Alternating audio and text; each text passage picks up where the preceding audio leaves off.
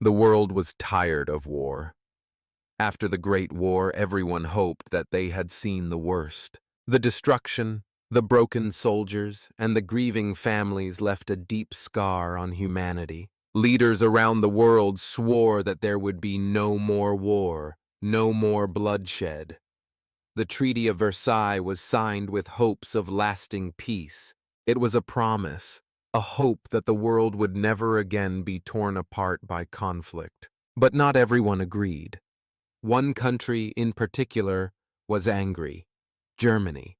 The Treaty of Versailles had placed the blame for the war squarely on their shoulders. They were forced to pay enormous fines, lose their land, and accept humiliating terms. Factories closed, people lost their jobs, and families went hungry. Many Germans felt humiliated. They wanted to rise again, to show the world that they were strong. Meanwhile, in Japan, there was a different kind of anger. Japan's economy was growing, but the country lacked many of the resources it needed. They needed oil, coal, and land. Japan began to look toward its neighbors, China, Korea, and the Pacific Islands. These lands should be ours, some leaders declared. Japan started to build its military, dreaming of a great empire that could rival those of the West. In Italy, there was also unrest. After the Great War, Italy felt it had not been rewarded as it had hoped. Mussolini, the country's new leader, spoke of a glorious past.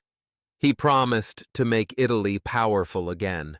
His speeches were filled with bold promises, and soon he had created an army, one that would fight for Italy's rise to power. Amidst this storm stood Adolf Hitler. A soldier during the Great War, Hitler had witnessed the devastation firsthand. He hated the Treaty of Versailles.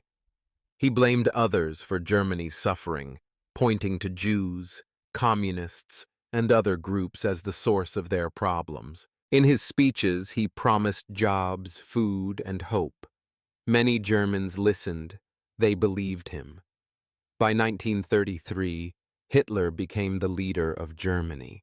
He called himself the Führer. Under Hitler's rule, Germany began to change quickly.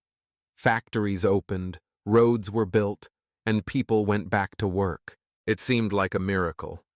But there was a cost. The Nazis controlled everything. They arrested anyone who opposed them. Books were burned. Neighbors spied on one another. Fear began to grow. Secretly, Hitler started to build weapons and train soldiers.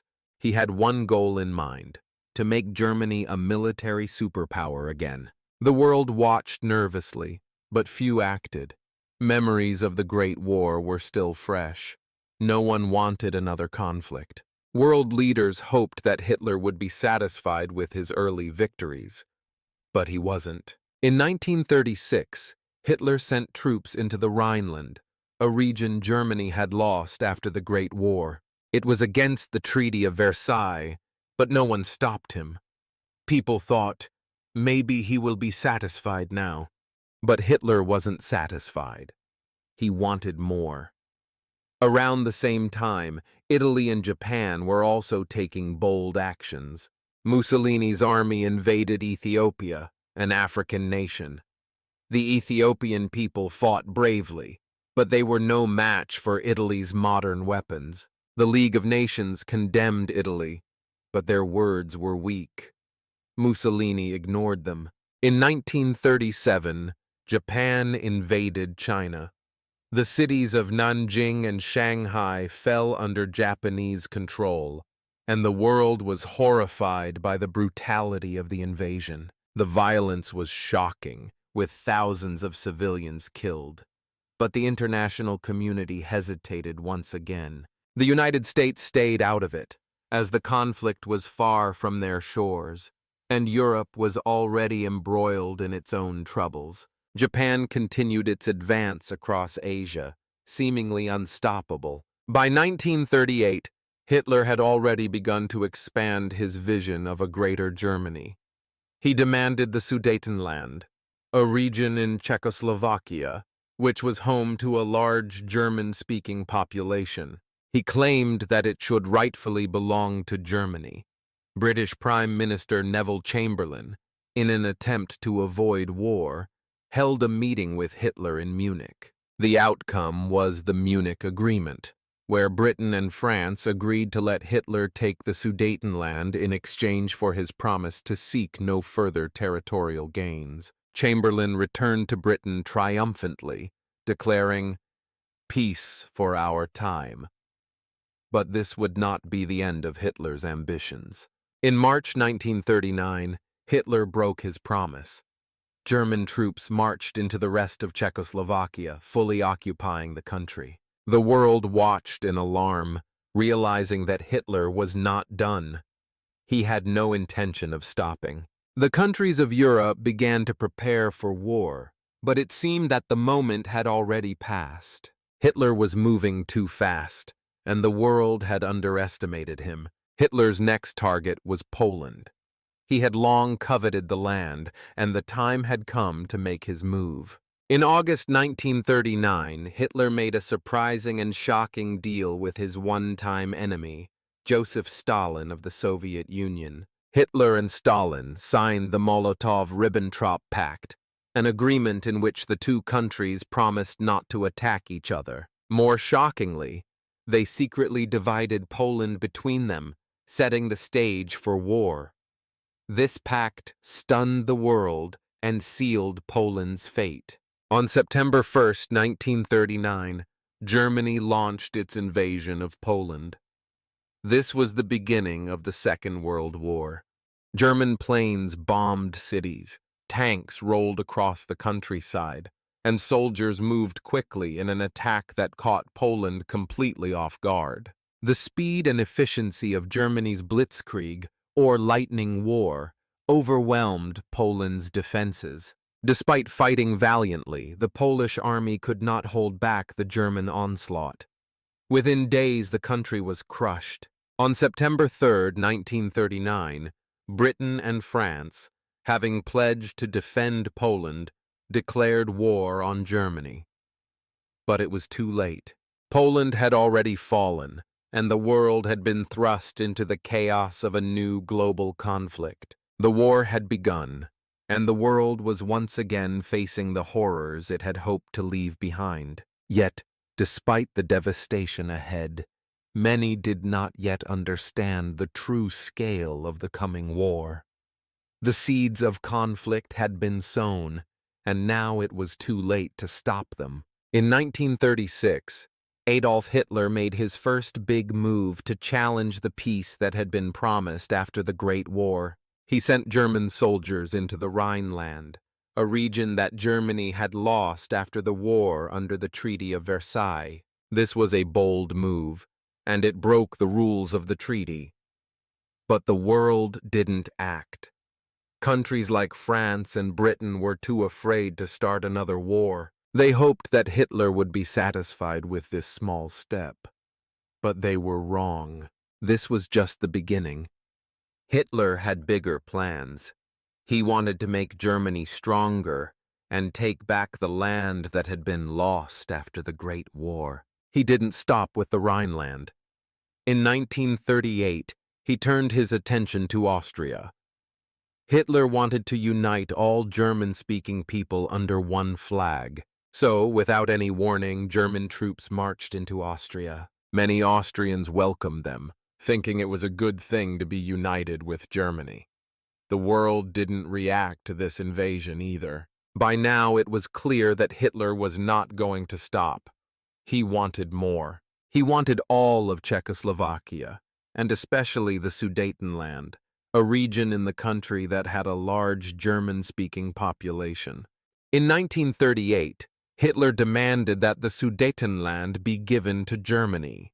Leaders from Britain, France, Italy, and Germany met in Munich to discuss this demand. British Prime Minister Neville Chamberlain believed that if they gave Hitler the Sudetenland, he would be satisfied and there would be peace. Chamberlain returned to Britain proudly declaring, "Peace for our time." But this would not be the end of Hitler's ambitions. Just months later, in 1939, Hitler broke his promise. German troops marched into the rest of Czechoslovakia, fully occupying the country. The world was shocked, but it was too late. Hitler had already shown that he would not stop until he had what he wanted. He now set his sights on Poland. He wanted to invade Poland and take the land for Germany. But before he could do that, he needed to make sure no one would stop him. In August 1939, something shocking happened. Hitler made an agreement with Joseph Stalin, the leader of the Soviet Union. The two men, who were enemies, decided not to attack each other. They also secretly agreed to divide Poland between them. This was a huge surprise because, until then, Nazi Germany and the Soviet Union had been bitter enemies. But now, they were allies. The deal, known as the Molotov-Ribbentrop Pact, shocked the world and made the invasion of Poland even more likely. On September 1st, 1939, Hitler's army invaded Poland. The world had been waiting for this moment, but no one was ready. German planes flew over Polish cities, dropping bombs. German tanks rolled across the Polish countryside. This was the beginning of the Second World War. The German army used a new strategy called Blitzkrieg, or lightning war. This strategy was fast and powerful, catching the Polish army by surprise. The German forces quickly overwhelmed the Polish defenses. Polish soldiers fought bravely, but they were no match for the speed and strength of Germany's army. Within days, Poland had fallen. 2 days after the German invasion, on September 3, 1939, Britain and France declared war on Germany. They had promised to protect Poland, but it was already too late. Poland had already fallen, and the war had begun. The invasion of Poland was a turning point. It was the moment when the world knew that war could not be avoided anymore. Hitler had pushed the world to the edge, and now there was no turning back. The Second World War was about to engulf the world in a way that no one could imagine. Millions of people would soon be caught in this war, and it would change the course of history forever. In the early days of the war, Hitler's ambitions were clear. He wanted to build a new German empire and take control of Europe. The leaders of Britain and France had hoped to avoid conflict, but their hopes were shattered when Germany began its invasion of Poland. The storm that Hitler had started was now growing stronger. The world was on the edge of a much larger war, and it seemed that nothing could stop it. As Germany advanced, Italy and Japan were also preparing for their own battles. Mussolini's Italy had already invaded Ethiopia, and Japan had been expanding in Asia for years. The Axis powers, as they were called, were becoming stronger, and their goals were clear: to take land, to build empires, and to dominate the world.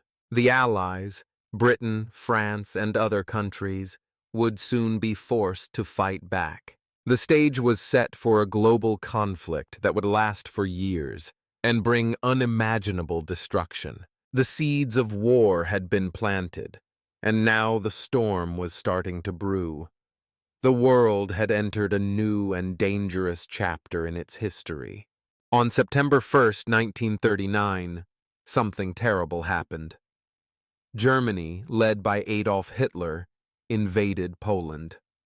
This was the moment that the world had feared. After years of rising tensions and bold moves from Hitler, the war that everyone had hoped to avoid had finally begun. It was the start of the Second World War. For Poland, the invasion was a nightmare. German planes filled the sky, dropping bombs on cities, towns, and important buildings. The noise was deafening. People were terrified as the world around them was destroyed. Roads, bridges, and homes were torn apart by explosions.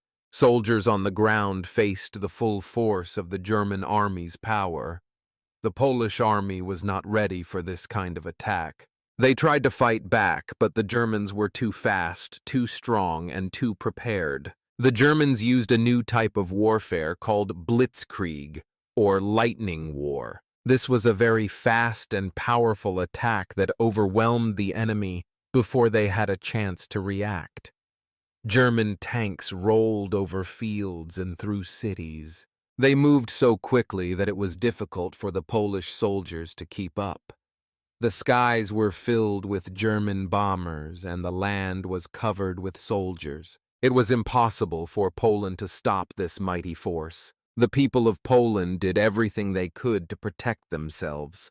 Soldiers fought bravely, and civilians tried to escape the chaos. But the German military was too powerful. Within days, Poland was falling. Cities like Warsaw, the capital, were hit hardest. People ran to shelters, hoping to stay safe from the bombs. But for many, there was no escape. Polish soldiers fought fiercely, but they were outmatched. Meanwhile, the world watched in horror as Poland was invaded. Britain and France had promised to protect Poland. They had made an agreement to come to Poland's defense if Germany attacked. On September 3, 1939, 2 days after the invasion, Britain and France declared war on Germany. They were true to their word, but it was already too late to save Poland. The German attack on Poland was not just about taking land. It was also about sending a message to the rest of Europe. Hitler wanted the world to know that he was in control. He had already taken Austria and Czechoslovakia, and now he was taking Poland. He wasn't going to stop until he had the power he wanted. His goal was to create a large German empire, and Poland was just the first step. But Hitler was not alone. The Soviet Union, led by Joseph Stalin, had also made an agreement with Germany. In August 1939, Hitler and Stalin signed a pact called the Molotov-Ribbentrop Pact.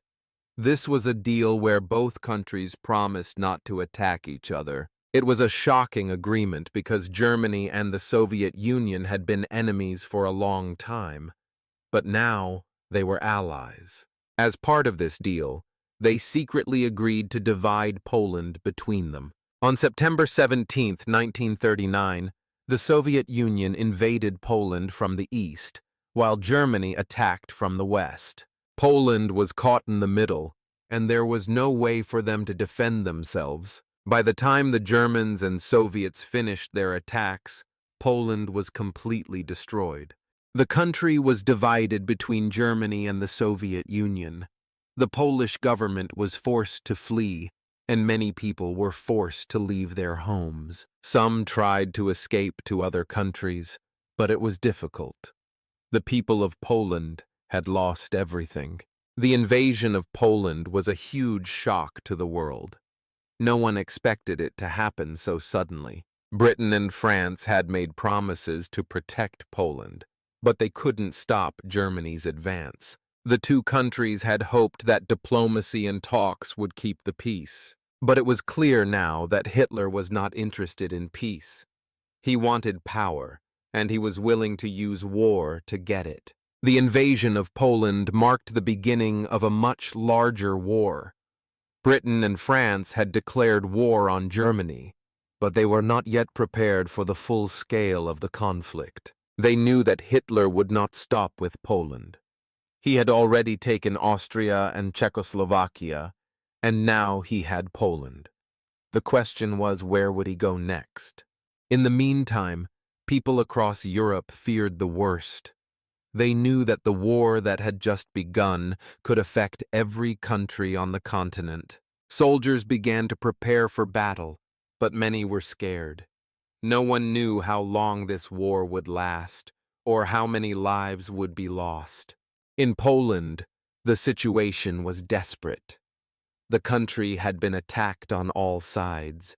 Cities were destroyed, families were torn apart, and millions of people were displaced. Despite their bravery, the Polish people could not stop the German army.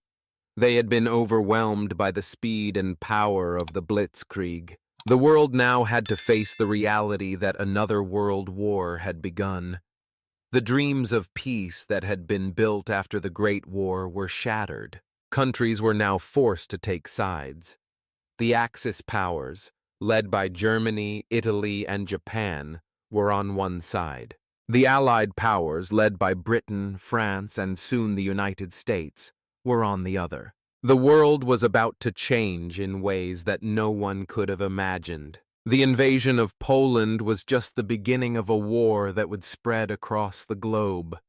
Millions of people would be caught in this struggle. And as the war spread, the question became not just about who would win, but about how much humanity could endure before it was too late. Poland's defeat was the start of the war, but it also marked the beginning of a long and difficult fight for freedom. It was clear now that no country was safe, and the world was about to enter a new era of fear, bravery, and sacrifice.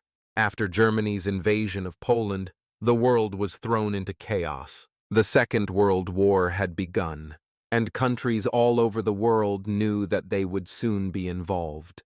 But Germany was not alone in this conflict. Italy and Japan, two other powerful countries, joined forces with Hitler's Germany. Together, they formed what was called the Axis powers. In 1939, just after Germany attacked Poland, Italy under the leadership of Benito Mussolini started to take action as well. Mussolini wanted to create a new Roman Empire, one that would stretch across Europe and Africa. In 1940, he decided to invade Ethiopia, an African country.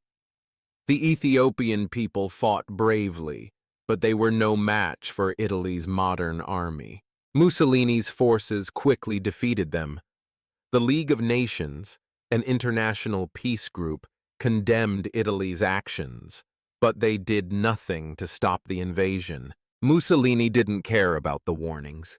He continued his plans to expand Italy's empire. While Italy was pushing into Africa, Japan was focusing on its own goals in Asia. Japan had been expanding its influence in the Pacific for years, and in 1937, it invaded China. Cities like Nanjing were attacked, and the violence was horrifying.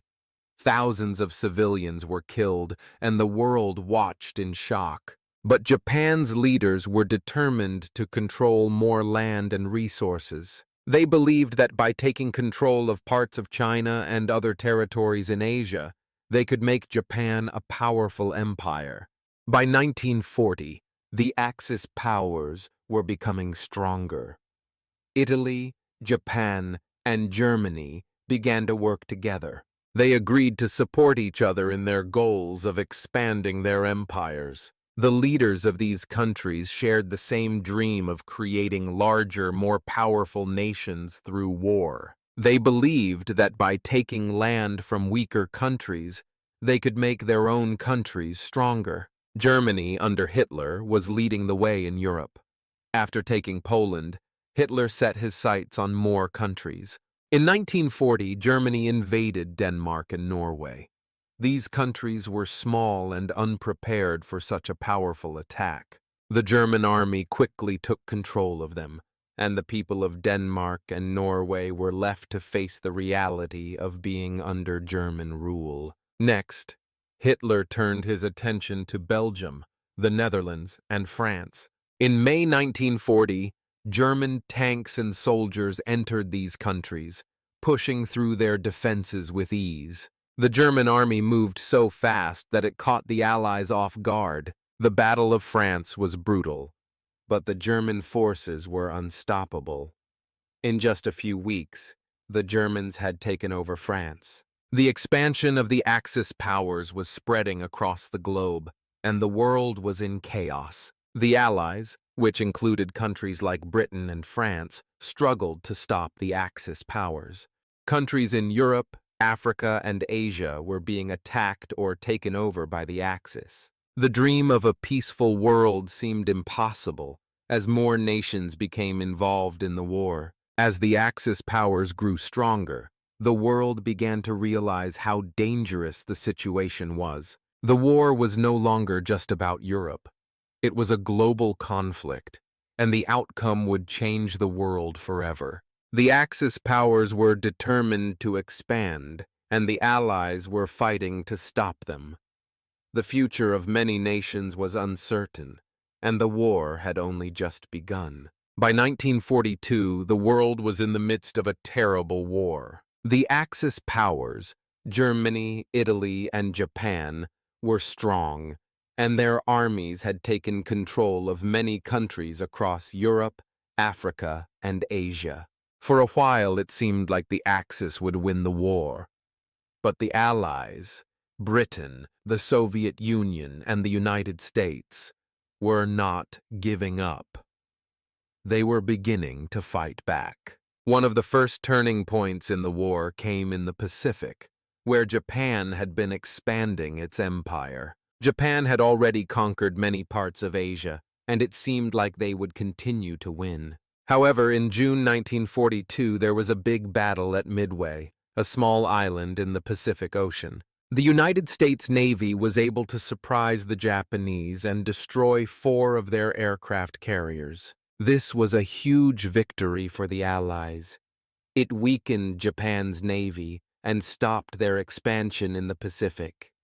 After Midway, the Allies began to push back against Japan. In North Africa, the Allies were also making progress. Germany, under Hitler's command, had been leading the Axis forces in North Africa. General Erwin Rommel, known as the Desert Fox, led the German forces in a series of victories. But the Allies were not ready to give up. In October 1942, the British, led by General Bernard Montgomery, fought back at the Battle of El Alamein.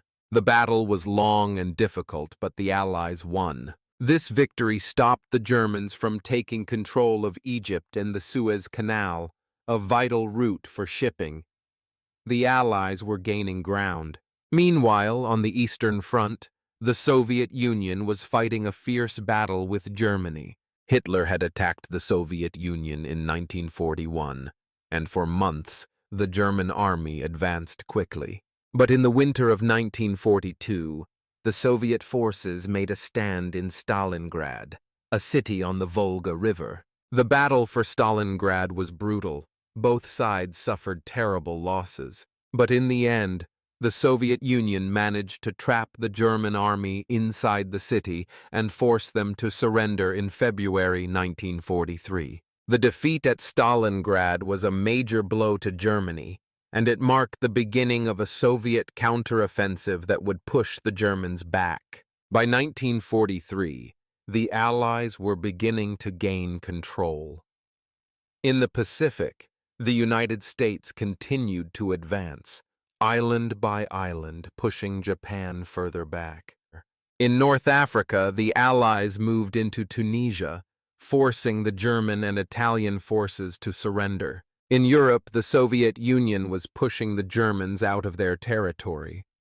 The war was far from over, but the tide was turning in favor of the Allies. The victories in 1942 and 1943 gave the Allies new hope. They had stopped the Axis powers from taking over the world. The Allies were no longer on the defensive. They were now on the offensive. But the war was still difficult, and many battles remained ahead. The Allies knew that the struggle was not over, but they had regained their confidence. The road to victory was long, but the Allies were determined to keep fighting until they had won. The turning of the tide in 1942 and 1943 marked a new phase in the war. The Axis powers had been on the offensive for so long, but now the Allies were starting to take control. With each victory, the Allies grew stronger, and the Axis powers grew weaker. The war was far from over, but it was clear that the Allies were now in a position to win. The story we've followed through the events of the Second World War is one of great courage, resilience, and the fight for justice. At the beginning, the world was filled with hope that peace could be maintained. But as time went on, countries like Germany, Italy, and Japan pushed forward with their dangerous ambitions, causing destruction and pain. The Axis powers sought to expand their empires, believing that war was the answer to gaining more power. The people of these countries faced huge challenges, from fighting on the front lines to surviving under the constant threat of violence and uncertainty. Despite the Axis powers' initial successes, the Allies, led by nations like Britain, the Soviet Union, and the United States, fought back. They faced incredible challenges and lost many lives, but they never gave up. From the Battle of Midway to the heroic stand at Stalingrad, the Allies proved that even in the darkest moments, there is always hope. They worked together, showing the power of unity and determination in the face of hardship. As the war progressed, the Allies slowly gained strength and began to turn the tide in their favor. One by one, the Axis powers started to lose control, and by 1945 the war came to an end. The world had been forever changed, but the courage and sacrifices of those who fought for freedom will never be forgotten. The story teaches us that no matter how difficult the situation, we must continue to fight for what is right. Even when it feels like the world is against us, there is always a chance to stand up and make a difference. From this story, we can learn many important lessons.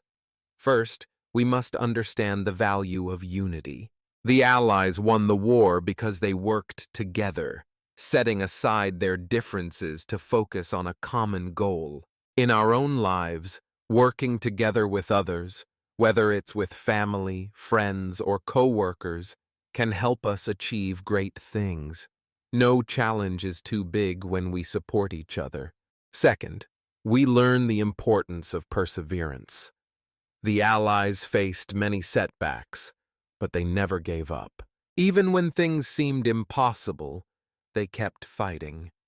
In our own lives, we will face difficulties, but it is important to keep going, even when the road is tough. Success doesn't come easily, and sometimes we need to keep pushing forward, one step at a time. Lastly, this story teaches us the importance of standing up for what is right. The people who resisted the Axis powers did so because they believed in justice and freedom. In today's world, we should all strive to do what is right, even if it means standing against something difficult or unpopular. Sometimes the hardest choices are the ones that matter the most. Through listening to this story, you have not only learned about an important time in history, but also improved your English listening and comprehension skills. I hope this story has inspired you to keep learning and growing, and to always stay hopeful, no matter the challenges you may face. Congratulations on completing this journey of listening and understanding. You have taken a big step in improving your English, and I encourage you to continue practicing. Don't forget to subscribe to the channel and support us so we can keep bringing you more interesting and inspiring content in the future. Keep learning, and I look forward to seeing you in the next story. Thank you for being part of this learning journey.